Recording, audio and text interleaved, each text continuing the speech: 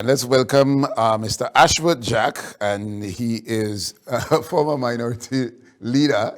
He cautioned me. He said, we are talking nothing but spell. So don't ask me, don't say no chairman a spell. I am a former minority leader, and of course, we're here to talk about the budget 2020. Well, the budget proposal from Tobago, of course, we're asking for, we'll get into the figures and so on. But Mr. Jack, my concern is the $1 billion for development. Just a ballpark around that. What can be done with that? Is that too smaller amount? There's a difference between a dream and a reality. Tobago have never had a $1 billion development budget in the Tobago House of Assembly, regardless of how much you ask for. This is a wish list. Yes. And so what the administration attempted to do, let me back up a bit. Let me back up a bit. Good morning, Tobago. Good morning to all the formalities, right? Of all the viewers. Let me apologize this morning. Living in the bush a bit drawback. Coming down this morning, road was a bit blocked. So I had to climb before you come. So let me apologize. So let me get back to where we are. You see, I think what the budget did, if you notice, the figures in the budget themselves was a lot smaller than you have seen in the last 15 or so years. You people go to 400 million, they look at this. But I think that the reality of that is Tobago have not had more than 4.03% of the budget, regardless of how much they asked for. And I think what they've done is that they have looked at the population size vis-a-vis the Dispute Resolution Commission. And the Dispute Resolution Commission percentage was predicated on the population size. So in 1998, when the dispute resolution, 1999, when the dispute resolution report came out, they predicated the figure of 4.03 on the fact that the Tobago population size at the time was 4.3% of the national population. And very, very few times the government would have, I think, between 2010 and 2015, there were a couple of variations, probably some percentage points, not necessarily even a whole 1 point, but a percent of the percentage. Might be about 4.8, 4.7. But the population size of Tobago is now about 5.1, 5.2%. And so what they did is that to kind of be as realistic as possible, I think they went to about 5.9% of what is the expected budget of Tobago. And of course, if you notice, the other issue have been that Tobago, I don't know if we have ever got more than about $475 million in development funds, right? And that is from budgetary allocation. There might be other development funds that might come through loans and that kind of stuff. So I think that what the secretary did was take a very pragmatic approach to budgeting. And sometimes that woman bring to the table. You know, look at it and say, hey, we have never got this. This is what we want, and so let's keep as close as possible. So if we get the 5.9, then we know that we're in a good place, right? And as we on that, let me commend Mrs. Roberts as the first female to have ever presented a budget in the Tobago House, in the history of the Tobago House of Assembly. And I think that she have done very well. And I think I don't know, they seem to be women time. Yes, a female president, a female prime minister, a female leader of the opposition, a female presiding officer of the Tobago House of Assembly, and our female secretary of finance. You know, and I think it augurs well for how we see our population in terms of equality. And of course, as a father woman, it also makes me smile. Yeah, and we also had the recent Commissioner of Police to being a female. Yes, and then there was a Commissioner of Police, very recent, that was also female. I think it speaks well for how the equality of treatment. I think Tobago can hold itself as an example to a lot of places and how the different genders are treated. Mr. Jack, so when presenting the budget proposal, the secretary spoke to some pillars. But before we get into the pillars, as opposed to looking at the different divisions, focus was placed on sectors. But before we get there, he spoke about the local economic outlook. And she specifically was speaking to in 2024 gross domestic product for Tobago indicates that the island's GDP at constant prices rose from 1.66 billion in 2023 to 1.71 billion in 2024, a 3% increase in real GDP. I want you to just put the GDP into the context of what Tobago is asking for and the justification. Well, the justification in terms of the growth and annual GDP has a lot to do with your expectations and the standard of living that we have. As it is right now, as much as we have had a 3% growth, there's still a lot of outcry around both islands, but let's do specifically Tobago, that the Tobago economy is not growing as fast as we would like it to. When on almost all the businesses and stuff, you will hear some of those concerns. And so, one of the things I think was very cleverly done, and you would have mentioned it, is not looking at divisions as individual divisions. Because one of the things that, when you look at it like that, and I have some crazy radical ideas as so we could do some stuff a little different. But when you look at it like that, you forget that tourism has an impact on agriculture. It will have an impact on community development, on culture, on a number of other things. And so if you look at them in isolation, then you'll have some issues. But when you look at them as sectors, then you know, look, okay, even if this division have money and this one doesn't have, then there will be some kind of growth that will take place based on that kind of stuff. Because to me, one of the most dynamic divisions in the assembly should be the division of community development. Because there is no limit as to what community development could do. You know, you have a local road, community development can touch with that. You have some agriculture stuff, community development can do that. Community development is the development of the community in every aspect of it.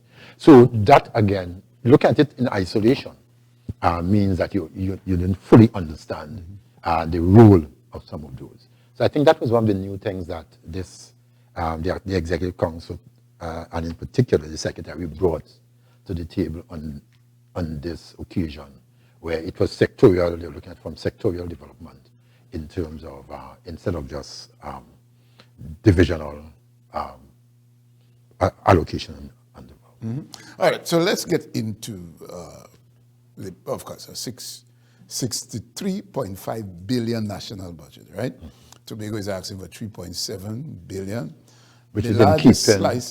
The largest slice of the budget goes to recurrent expenditure. Mr. Jack, you have been in the Assembly as minority leader, treating with this whole approach to what Tobago requires financially for its development. If the largest slice, which is 2.71 billion, goes for recurrent, is there, I want to ask this, is that a foolish question, eh? But I'll ask it anyway. Yeah, no foolish question. Yeah. Well, hear what I'm asking. And I always use running your home. You just say living in the bush, because you have a home in the bush. Yeah. To clear, you have to come down. Now, it costs you something to clear that roadway for you to pass, you know. And that's running your home. Maintenance. Yeah, correct. So we know what recurrent is. Right. And you cater for that. So you might have your cutlass in your car. You might have to sharpen your cutlass. So you need a file to sharpen the cutlass, to clear the bamboo, and what have you. All right. And so that falls within recurrent. Now, is there any way we could have recurrent? This is why it's a stupid question here. Separate as opposed to what we need. So recurrent comes... back up. Listen, separate from opposed to what we need. What I mean is, here it is. All right. So I'm going back with the first concept again. When mountain comes, husband draws his pay. The wife would say, you put down money there to pay the light bill before you go and drink with them fellas, the light bill, the water rate, and so on. Yeah, you recover, because you recurs all the time. Exactly. Right. So hear me now. I tell you it's a stupid question, but I want a reasonable, bright answer.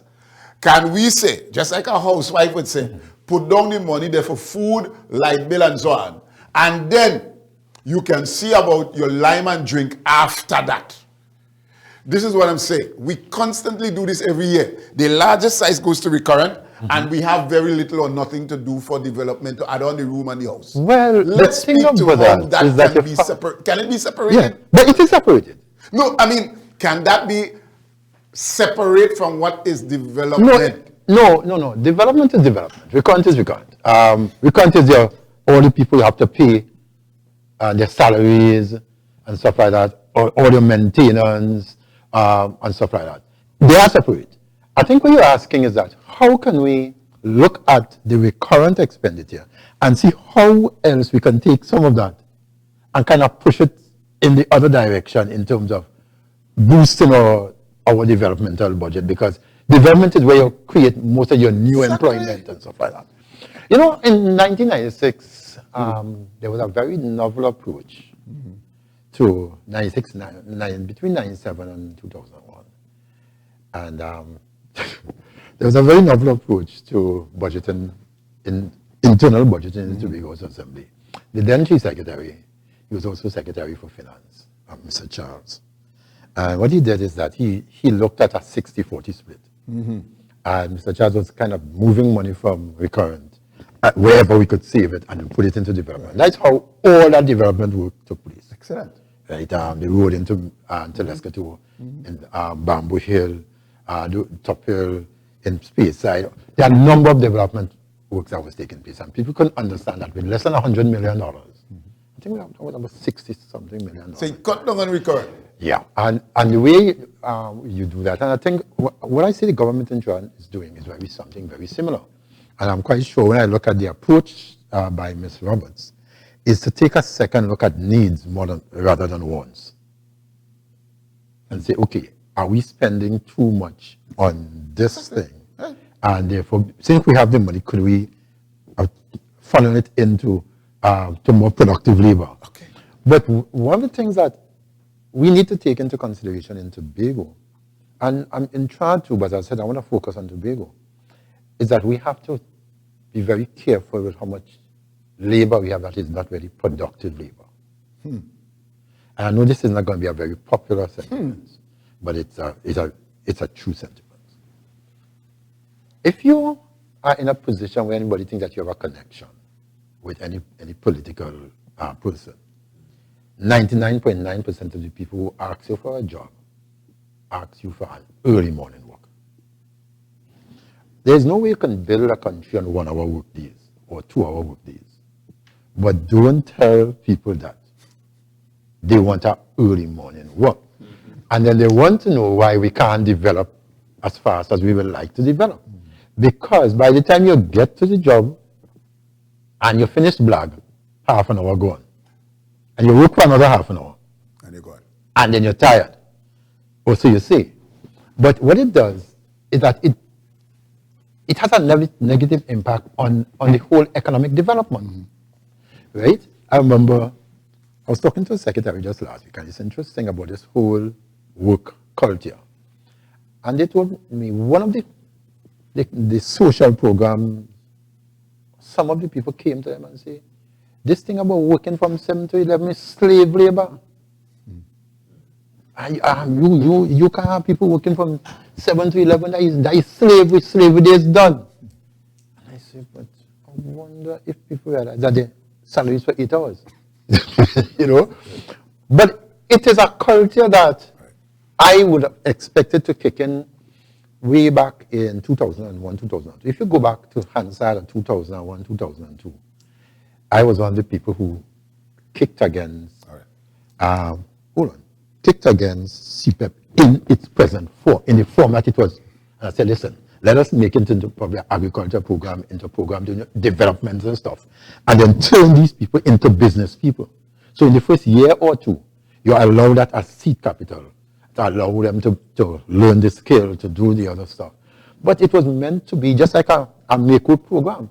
And we've seen what have happened as a result of those programs is that there's an expectation by everyone that, hey, why do I have to work 8 hours? That is crazy. And it is going to affect us, because if you notice what's happening now, we have a lot of locals, both in Tobago, that can't find a job. But yet you have people from other islands coming in a week after they're employed. and the neighbors in Venezuela is a case in point. Exactly. You know, so it says to us that our orientation to work needs a bit of reorientation. Mr. Jack, I was going to ask you, with this CPEP URP, how do we make it more productive? But you answered the question. So I don't want to ask you again, but I would just say that what would be the approach, given that the Tobago CPEP arrangement is different to Trinidad? Yeah. Right. And there are advantages to it. Right, and now let's come there. Yeah. How do we convert what is present? You just called, you spoke to 1 and 2 areas. And my question is, how do we make CPEP and URP more productive? URP is doing a good job because I think they're very productive. URP is doing well. Right, but let's go URP is doing well. How do we have them contribute more significantly to the development of Tobago? If I was to do that program, and this is not something I'm saying for the first time, something I've said for years as minority leader, I will create companies out of the CPEP program. Not companies owned by an individual, but companies owned by the workers on that program. So let's say you have 10 workers on a team. That 10 workers will be expected to form a company among themselves. And we have to look at different sectors. One of the greatest sectors for economic growth is the food sector, agriculture. And therefore, if you look at them and you divide them into productive sectors in the different areas of agriculture, and you also look at the downstream in terms of canning and stuff like that, and you create that where there's a steady flow. If you notice what happens, even shadow benny, if you go in the market, you see it come off the boat, right? And there's also a need for a lot of things. I'm quite sure you've heard the chairman of TATCO and the secretary speak about an arrangement that St. Kitts Nevis wants with Tobago for cassava and breadfruit and stuff like that. So we know the areas that there is a need. Even if you go to Trinidad, and I could say it without fear of contradiction, you go to Trinidad, as soon as they hear the thing come from Tobago, it finishes, of course, quickly, because there's a school of thought that the soil type is different and it's less chemicals and stuff like that. So there is room for an increased agricultural sector and also the downstreaming of agriculture.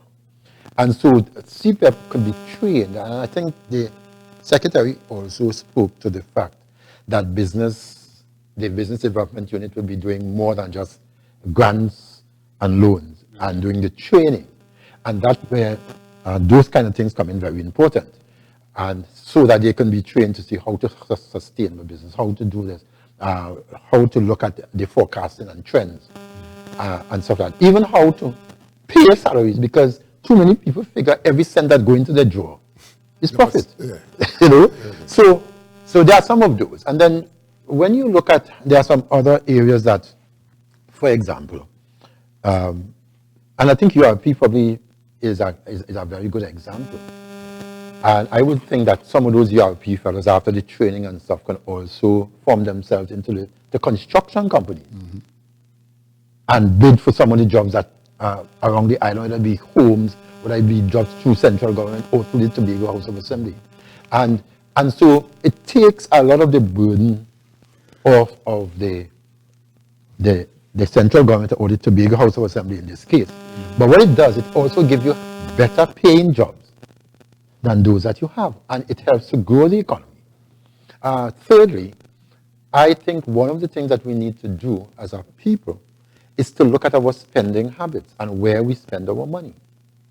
There is no way you can grow an economy when your first spend is out of the island that you made it. And let me explain that.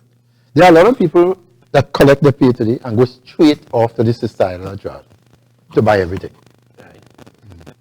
Tobago cannot grow if you're not spending any money in Tobago.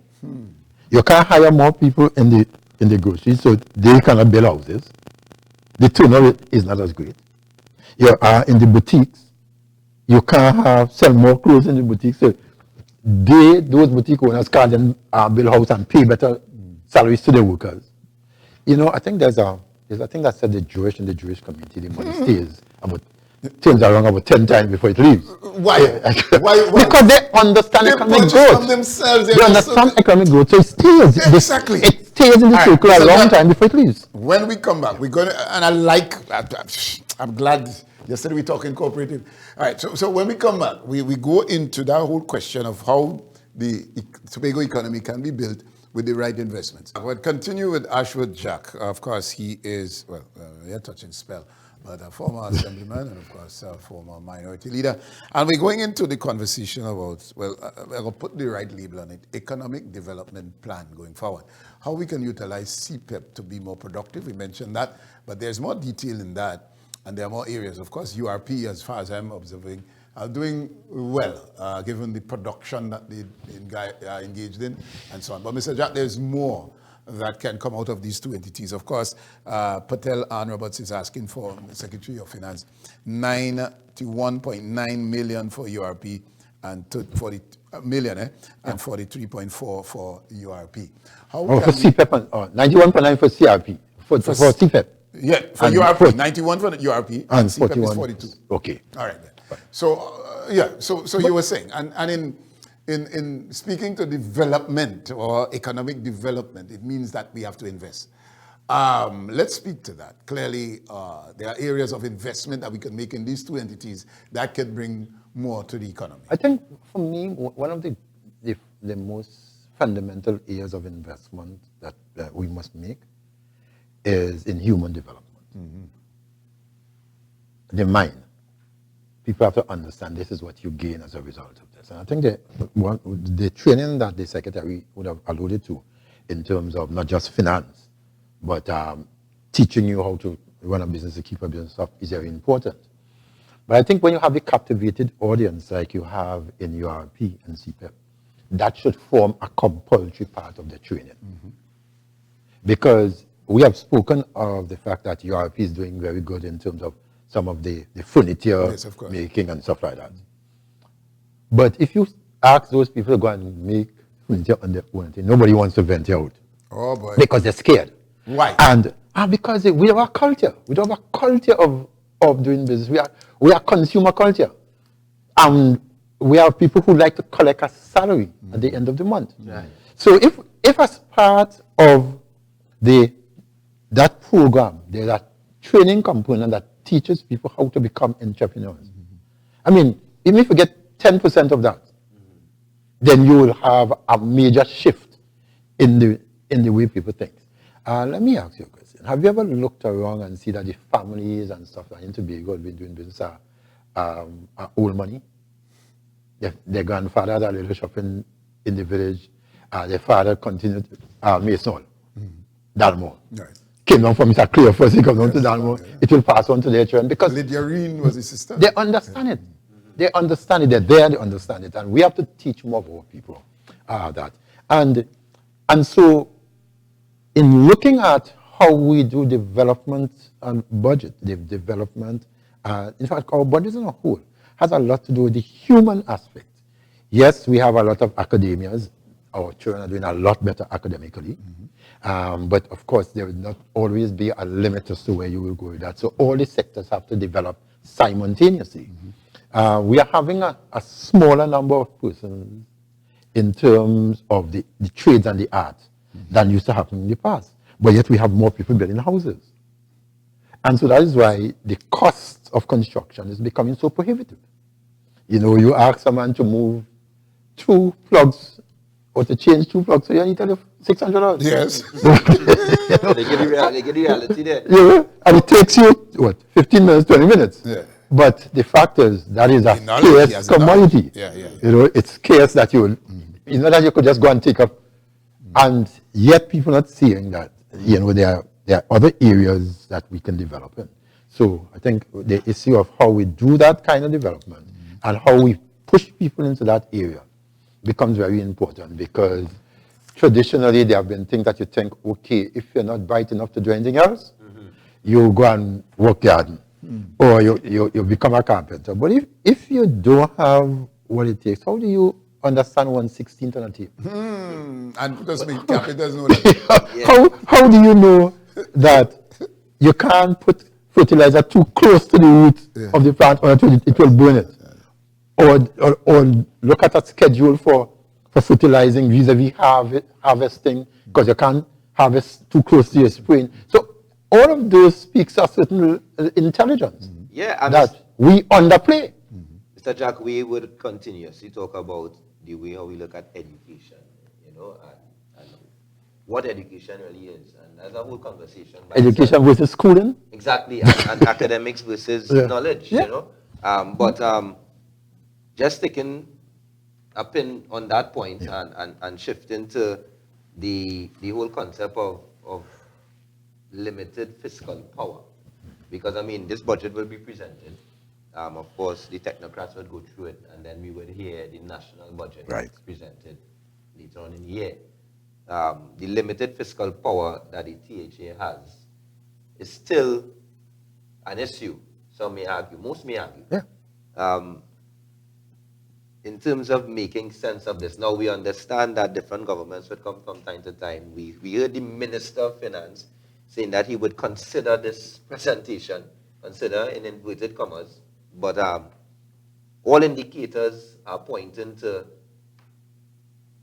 the presentation being well received and Tobago getting its fair share. We could only speculate. But based on the reality and based on the trends, the limited fiscal power, how can we maneuver through that? I guess what the conversation we were having is an extension. The question just asked is an extension of the conversation we were just having.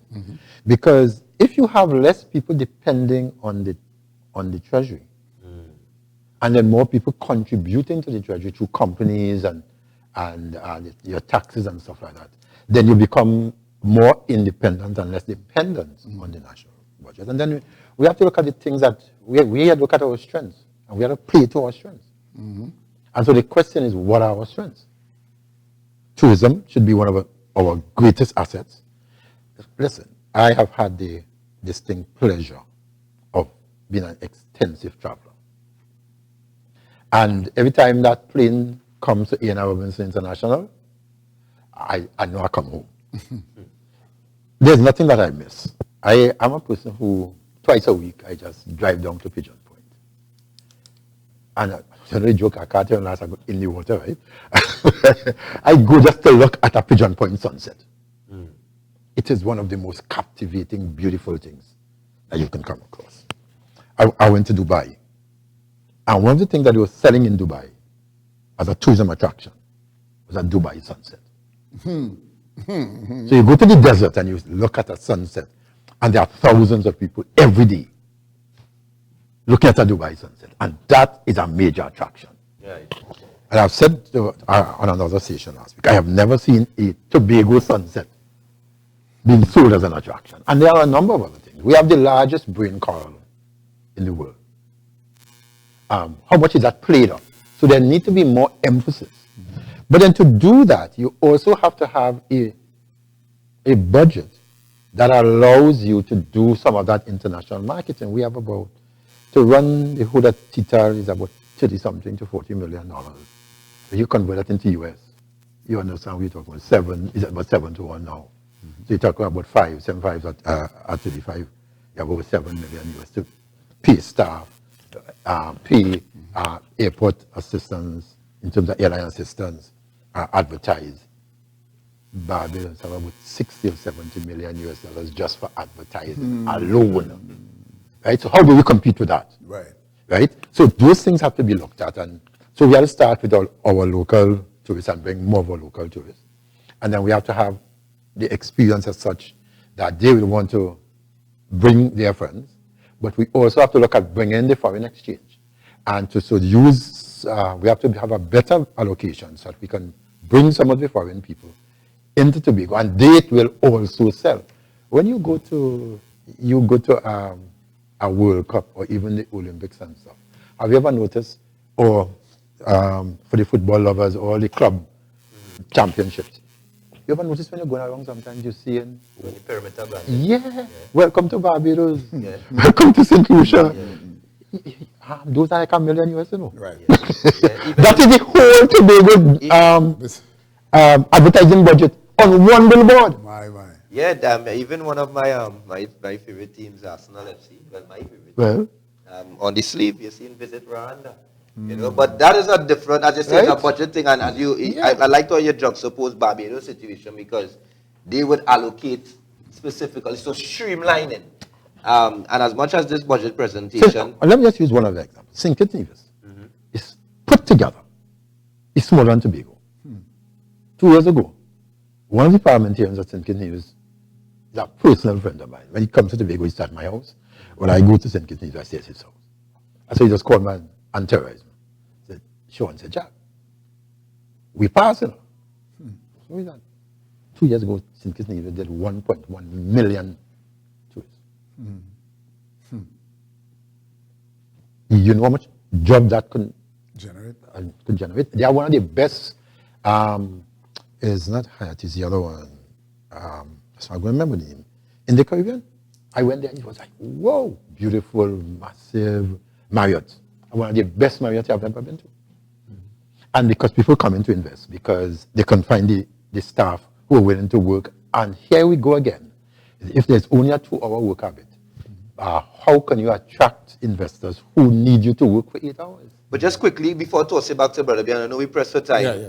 From a national context, though, and sticking with tourism, because I know we emphasize on tourism, the Ministry of Trade and Tourism is one ministry now. Yeah, which makes sense. Right? Where does one of the sectors that was mentioned in the THA budget presentation, which is tourism, where does that fit in the national equation? Because, I mean, if we talk in investment and reliance on a national purse, there needs to be some level of cohesion in terms of making sense of. Right, but we need to be very careful. We need to be very careful. We can't ask for autonomy and then ask to be tied. Right, okay. And so, therefore, the Tobago House of Assembly is set up where they have a division of tourism.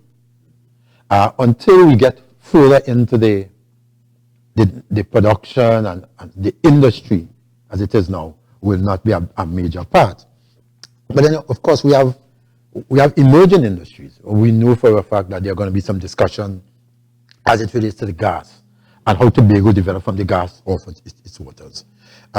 We're talking about tourism. Those are the three I was going to talk about, really. And then we also look at going to be favorite topic when I get on the station, and to see how spell can also be a part of that, because you know that is part, creates part of the emerging. So if we have agriculture, we have tourism, we have the industry through spell, and then we look at the gas and stuff like that. Well, Mr. Jack, Your economy grows. are you available to come into cup of tea to talk about spell? Because I want. And the secretary spoke I'm trying to hijack Jack. Or hang his Jack. Yeah. So you're available? You have a few minutes. I can spend a little more time with you, but it doesn't necessarily mean only spell. Right. We deal with that only because that is a contributor, of course, when we talk economic development. Okay. All right, Mr. Jack, thank you for being here. We got to leave it, Mr. Cox. Yes, so thank you for joining us. And I know the secretary also spoke about a long-term borrowing arrangement for the special purpose companies, including spell. Yeah. But you all will tackle that. But thank you for